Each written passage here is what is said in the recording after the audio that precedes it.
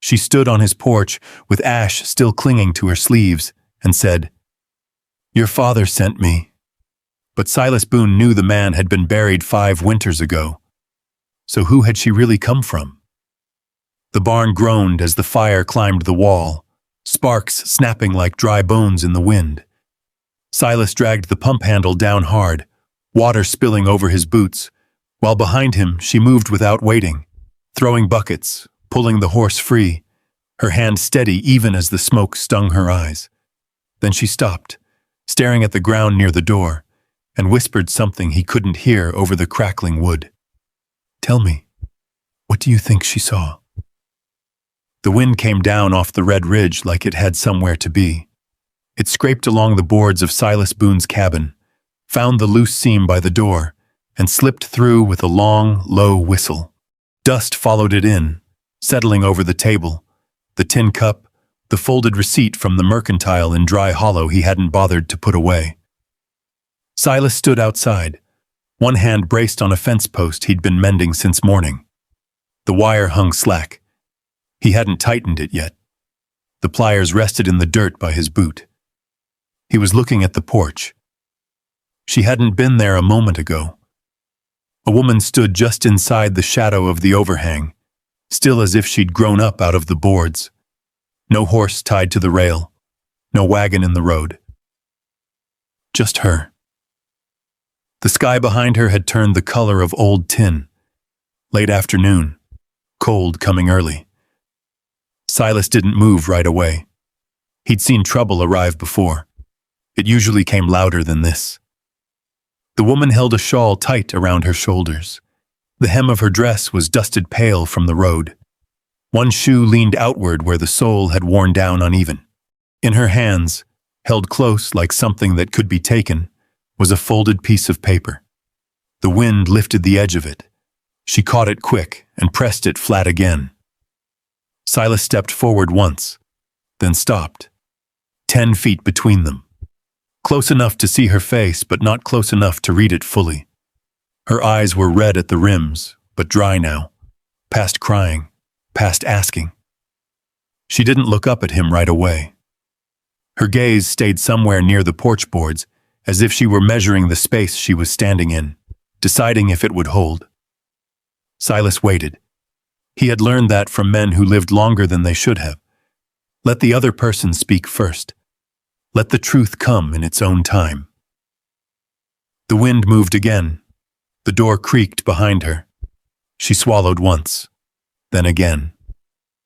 "My name is Lila Grant," she said, her voice low enough it nearly got carried off. She steadied it on the second try. "I came from the South Road, walked the last stretch." Silas said nothing. Her fingers tightened around the paper. Then she lifted her head. Not all the way. Just enough. "Your father sent me." The words landed between them and stayed there.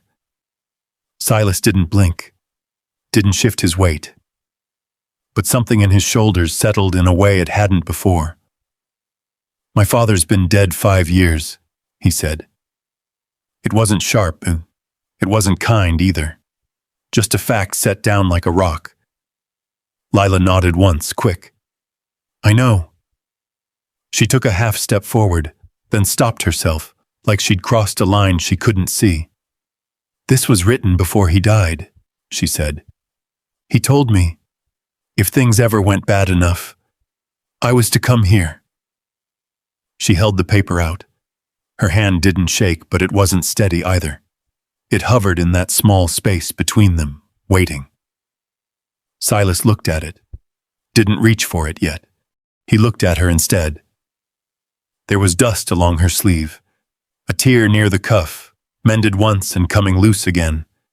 The kind of work someone does when they don't have a second shirt to change into. The wind pushed her shawl back. She caught it again, slower this time. Silas stepped up onto the porch. The boards gave a short, familiar groan under his weight.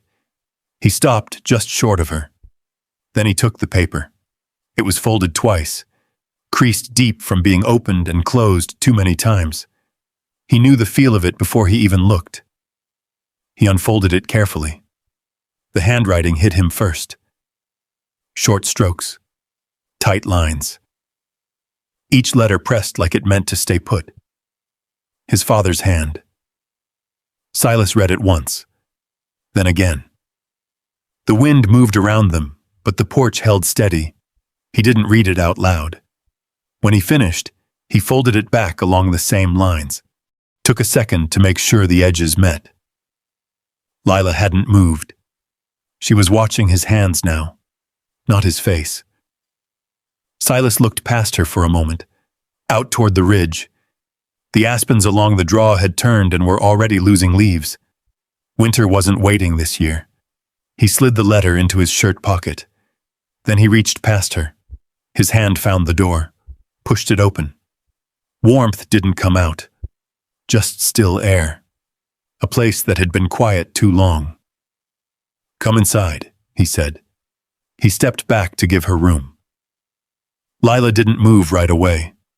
Her eyes flicked once toward the road behind her. Empty. Then back to the open doorway. She shifted her weight, the worn sole of her shoe catching slightly on the board. Then she stepped forward. As she passed him, the edge of her sleeve brushed his coat. Light. Barely there, but enough to notice. She went inside without another word. Silas stood on the porch a moment longer. The wind moved through the open door again, softer now. He looked once more toward the ridge. Then he followed her in and closed the door behind them. The latch settled with a quiet click that sounded louder than it should have. Inside, the cabin held its breath, and for the first time in a long while, it wasn't empty. The cabin held the quiet in a different way now. Not the hollow kind that settled into corners and stayed there, but something tighter. Like a place waiting to see what would happen next. Lila stood just inside the door, her hand still resting on the edge of it, as if she might step back out if the air changed. The room was small enough to take in all at once. A narrow cot against the far wall, a cast-iron stove with a kettle that hadn't been moved since morning, a table worn smooth where hands had worked it over years. She didn't move toward any of it. Silas crossed behind her, set the latch, then went to the stove without a word. He lifted the kettle, poured what was left into a tin cup, and set it near the center of the table. "Coffee's gone bitter," he said, "still warm." Lila nodded but didn't reach for it. He pulled out the chair with his foot and sat. The wood creaked under his weight. He rested his forearms on the table, looking at the cup, not at her. "How far'd you walk?" he asked. "Last 12 miles, she said. "Got a ride as far as Miller's Bend. After that, no one heading this way." Silas gave a small nod. That matched what he knew of the road. Not much reason to come out this far unless you already belonged here. He tapped once on the table with his finger. Not impatient, just thinking. "You said your father passed," he said. 3 weeks ago. "Fever?" She nodded. 4 days. Silas let that sit. He'd seen that kind of thing take a man quick and clean, like a door shutting. Lila stepped forward at last. She took the cup, held it between both hands, and sat across from him. She didn't drink, just let the heat settle into her fingers. "There was debt," she said after a moment. "Not mine, but it came to me anyway. Room, board, a doctor he couldn't pay. Mrs. Kessler wrote it all down in a ledger like it belonged to me." Silas glanced up briefly at that name, then back down. "She runs the boarding house in Dry Hollow?" "Yes. She's not a woman who forgets a number." "No," Lila said quietly. "She isn't." The wind pressed once against the side of the cabin. The window frame gave a soft rattle. "She told me Friday," Lila went on. "Said she'd have my trunk out on the street by sundown if I didn't settle it." Silas reached into his pocket, pulled out the folded receipt from the mercantile. He flattened it with his thumb, then turned it over and wrote a number on the back with a short pencil. "How much?" he asked. She told him. He compared it to the figure he'd written. Not the same, but close enough to matter. He set the pencil down. "You planning to go back and argue it?" he asked. Lila shook her head once. "No." Another pause. Silas leaned back in the chair. It tipped slightly, then settled again. "There's something you ought to know," he said. "About this place, about me." Lila lifted her eyes, but only part way. "People talk," he went on. "Town's small. They'll notice you here before the week's out. A woman staying under a man's roof without a name tied to it." He let the sentence drift. Lila's grip tightened on the cup. "I'm not asking to stay that way," she said. "I won't cause trouble for you." Silas looked at her then. Properly this time. "You're not the trouble," he said. "The law is." As if on cue, a knock came at the door. Firm, not loud, but certain. Silas didn't get up right away. He looked toward it, then back at Lila. "Stay seated," he said. He went to the door and opened it. Deputy Aaron Pike stood on the porch, hat pulled low, coat dusted at the shoulders. He glanced past Silas just enough to see the second chair pulled out. "Afternoon," Pike said. "Afternoon." Pike shifted his weight. "Heard there was someone came out your way. Figured I'd ride by." Silas didn't move aside. "You've seen her now?" Pike nodded slowly. "I have." His eyes flicked once more inside, then back to Silas. "You know how it looks," he said.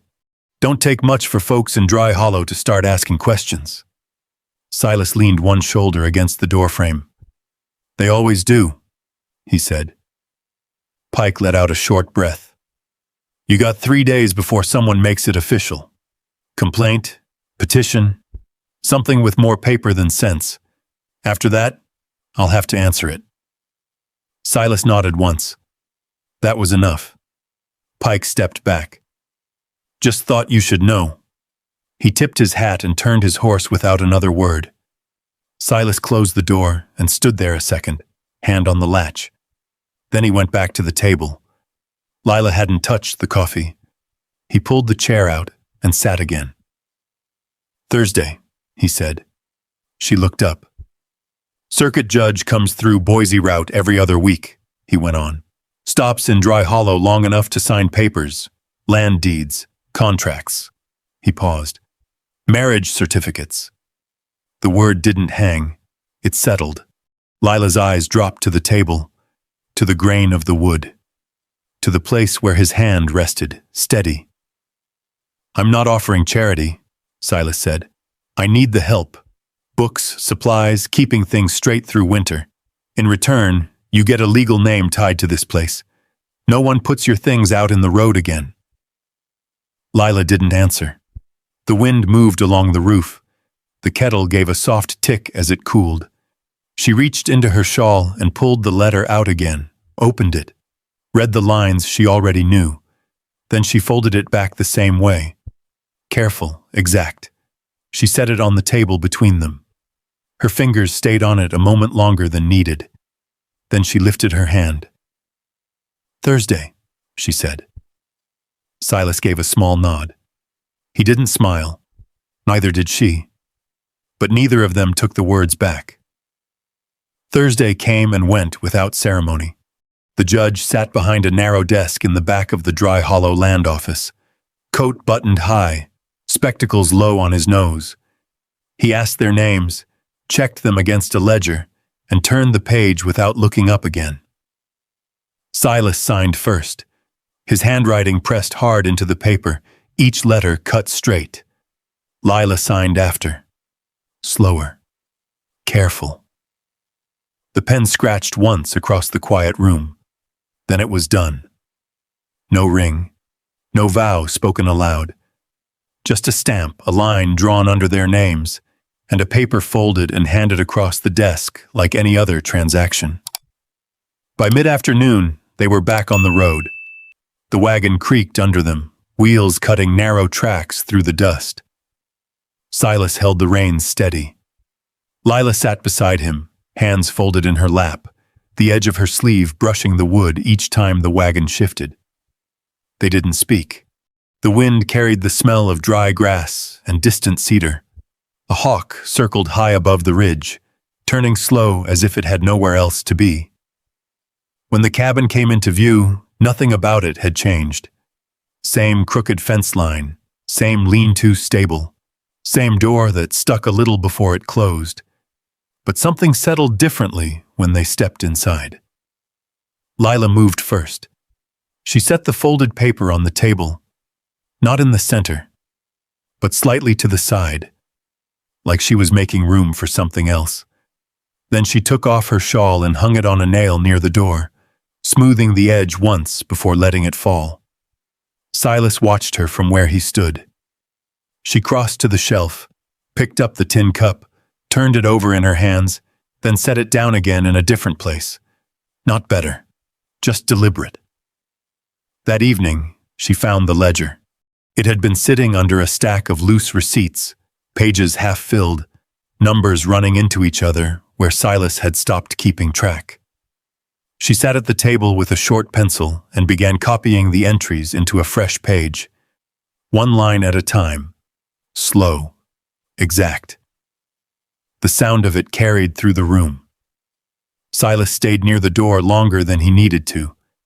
Then he stepped outside, took hold of the fence post he'd left half-mended, and pulled the wire tight until it sang under the strain.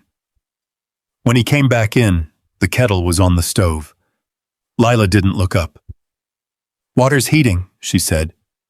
"There's flour enough for bread if we stretch it. Salt's low." Silas set the pliers down on the table. The metal made a short, dull sound. "We'll go into town Saturday," he said. She nodded once. The days found their shape without either of them naming it. Silas rose before first light, boots on the floor quiet as he moved. By the time the sun cleared the ridge, he was already out at the fence line or down by the creek checking the trough. Lila worked inside. She scrubbed the table until the grain showed clean again, replaced the broken latch on the cupboard with a piece of wire bent just so, sorted the sacks of grain, marking each with a short line of charcoal. The ledger filled. Not fast, but steady. One afternoon, Silas came in to find 3 small piles on the table, receipts, supplies, and what Lila had labeled simply owed. He stood there longer than he meant to. "You planning to collect on that?" he asked. Lila kept writing. "Not yet." "When?" "When it makes sense." He gave a short nod. That answer fit. The first snow came light, just a dusting along the ridge, enough to turn the ground pale in the early morning before the sun burned it off. That evening, the cold settled sharper than it had before. Lila stepped out to the well with a bucket in hand. The rope creaked as she lowered it. The pulley stuck once, then gave. Her boot slipped on the damp edge of the stone. The bucket tilted. Water splashed against the side.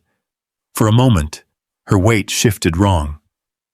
Silas was there before the bucket hit the ground. His hand caught her arm, firm enough to stop her fall. The other braced against the well, holding both their weight steady. They stayed like that, closer than they had been. Lila's breath came once, quick, then slowed. Her fingers tightened around the rope, then loosened. Silas didn't move right away. His hand remained where it was, steady, not pressing, not pulling, just there. Lila looked at his sleeve, not his face. "Thank you," she said. He let go. The space between them returned all at once. He picked up the bucket, set it upright, and filled it again without a word. Inside, the fire burned low. Lila set the kettle on and wiped the water from her sleeve. She moved slower than before, not from the cold, but from something else she didn't name. Silas stood near the door, watching the flame take hold. Later, when the lamp was turned down and the room settled into quiet, he found himself looking toward the table. The ledger lay open. A single line had been added at the bottom of the page. Not a number, just a name. His. He looked at it a moment. Then he turned away and lay down on the cot, boots still on, staring up at the low ceiling until sleep came.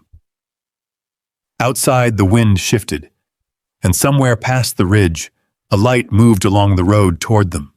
Silas saw it first. He stood by the fence line, one hand resting on the top rail, eyes narrowed toward the dark stretch where the road curved out of sight.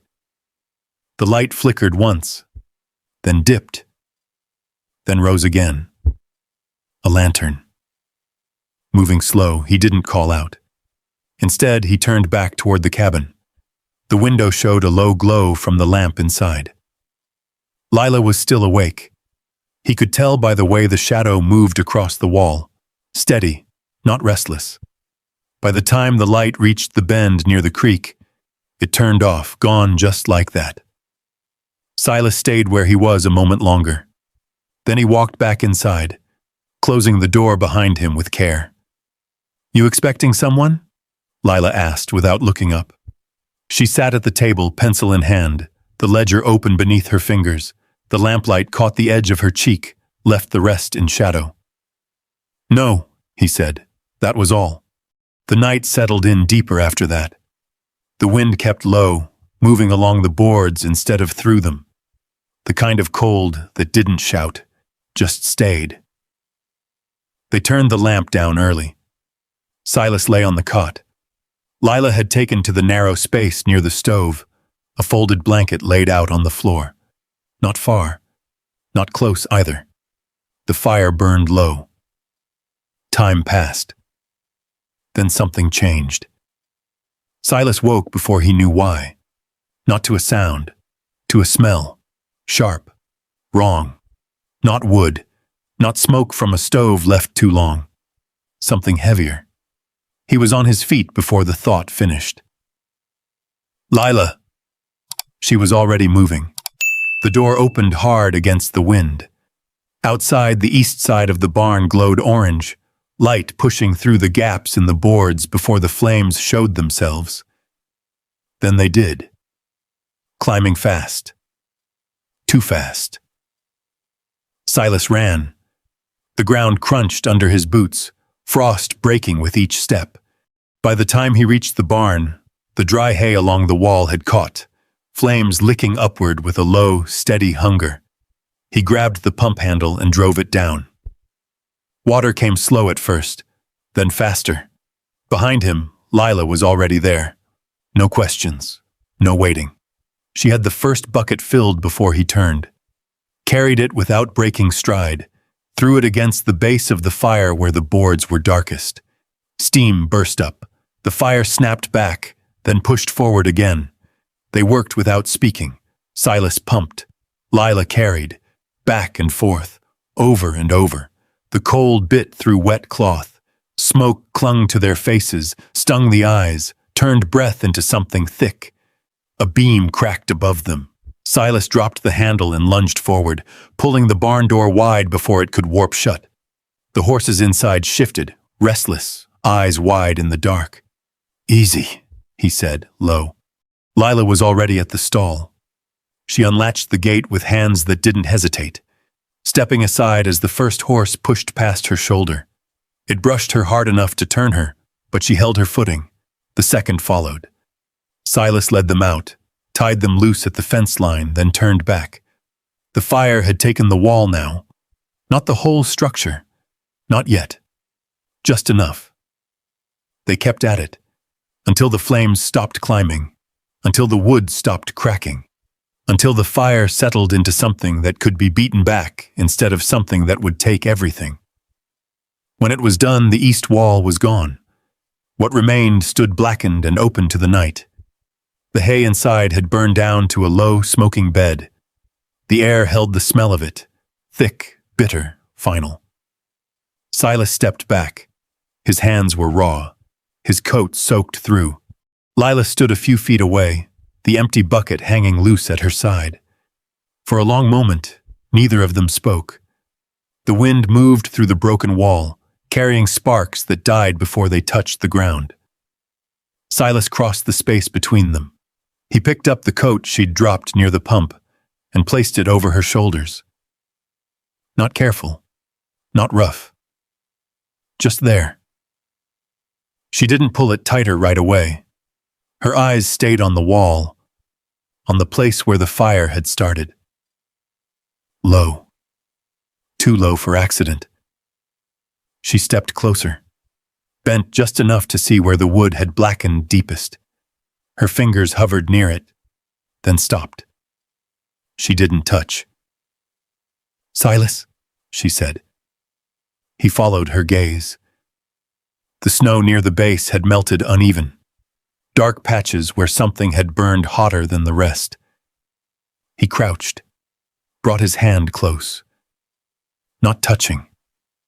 The smell was still there. Not hay, not wood. Oil. He straightened slowly. The wind pressed through the open side of the barn again, colder now that the heat was gone. Lila turned to him. No fear in her face. Something steadier than that. "This wasn't an accident," she said. Silas looked past her toward the road that ran along the ridge. Empty. Dark. But not quiet. He didn't answer. He didn't need to. Morning came thin and pale. The ridge held the cold longer than the valley, and the light spread slow across the broken wall of the barn.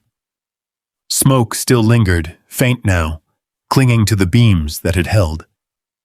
Silas stood just outside the doorway, hat low, hands still. Lila moved past him with a bucket of water, not looking at the damage directly, just working along the edges of it. She poured what she had over a spot that didn't need it anymore, then set the bucket down and wiped her hands against her skirt. No hurry, no wasted motion. By the time the sun cleared the ridge, the place looked smaller. Not gone, but changed. Silas saddled the horse without speaking, checked the cinch twice. Lila came out as he tied the rope off, her coat pulled close, the ledger tucked under her arm. "You'll need this," she said. He took it. Not the ledger. The folded paper she slid from between its pages. His father's letter. Silas turned it over once in his hand, then slipped it back into his pocket without opening it. "I'll ride into Dry Hollow," he said. Lila nodded. "I'll go with you." He looked at her then. Not long. Just enough. "Road's rough where the frost held," he said. "I know." That was the end of it.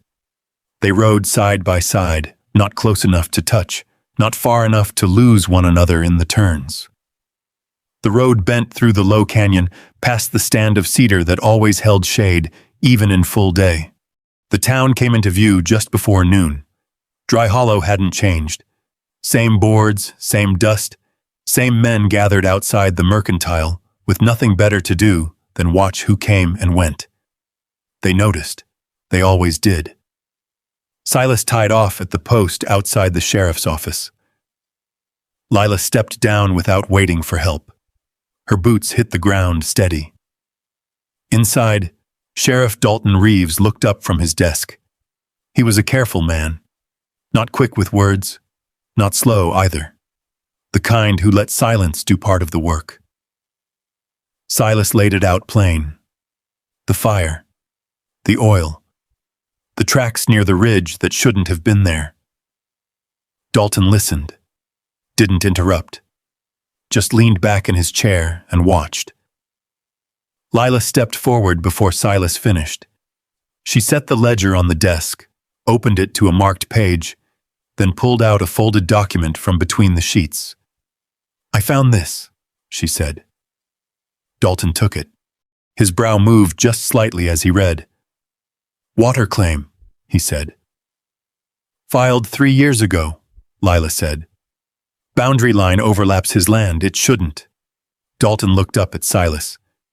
You know about this? Silas shook his head once. Dalton looked back down. Evelyn Crow filed this, he said. Been trying to widen her hold on the creek for a while now. He tapped the paper with one finger. This line here, it's wrong. Lila didn't smile, didn't move. I thought so, she said. Dalton stood. Give me a few hours, he said. I'll ride out and ask a few questions. He didn't say more than that. He didn't have to.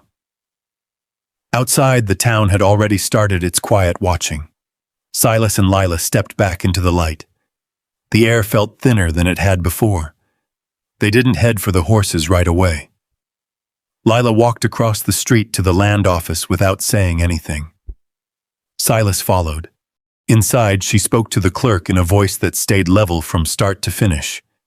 Asked for records, names, dates. The clerk hesitated once, then went to the back room and returned with a stack of papers tied with twine. Lila untied them herself, spread them across the table. Read. Silas stood near the door, watching. Not the papers. Her.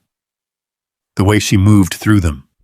The way she paused, then went back, then marked something with the edge of her nail. Time passed. At last, she gathered the pages back together. 3 discrepancies, she said quietly. Enough to hold. Silas gave a small nod. They rode back in the late afternoon. The ridge caught the sun just right, turning the rock a deep, quiet red, the kind that didn't ask to be seen, but stayed anyway. When they reached the cabin, nothing had been touched. The barn still stood half open to the sky. Silas tied off the horse and walked to the fence. Lila went inside. For a long moment, the place held still. Then Silas stepped in after her. She was at the table again, the ledger open. The same place. He stood just inside the door. You can go now, he said. The words didn't come out hard, didn't come out soft either. Just there. Lila didn't look up. Her pencil moved once across the page, then stopped. She turned the page, set the pencil down, then reached for another sheet and slid it into place. No answer, no question. Just the quiet sound of paper against wood. Silas stayed where he was. The light from the window caught the edge of the table, the place where her hand rested, steady. Outside, the wind moved along the ridge again. Inside, nothing shifted. And for the first time since the fire, the cabin didn't feel like it was waiting for something to end. It felt like something had already decided to stay. If you stood there long enough, by that fence with the wind moving quiet through the posts, you might start to understand it. Not the kind of understanding that comes all at once, but the kind that settles in slow, the way morning light finds its way across a room. Imagine being the one who arrives with nothing left to claim, or the one who built a life so quiet you stopped expecting anyone to step into it. And then, without warning, something shifts, not loud, not sudden, but steady enough that you can't ignore it. Sometimes it isn't about being saved, and it isn't about saving someone else either. Sometimes it's just about standing your ground long enough to recognize when someone else chooses to stand there with you. Silas never asked her to stay. Lila never said she would. But there are things you don't need spoken once they've taken root. Maybe that's what his father knew all along. If this story stayed with you, I'd like to hear where you're listening from. Just a city, a name, something to mark the distance these stories travel. And if you find yourself wanting more of these quiet roads, these small moments that change a life without asking permission, there's a place for you here. More stories are waiting, just beyond the next ridge.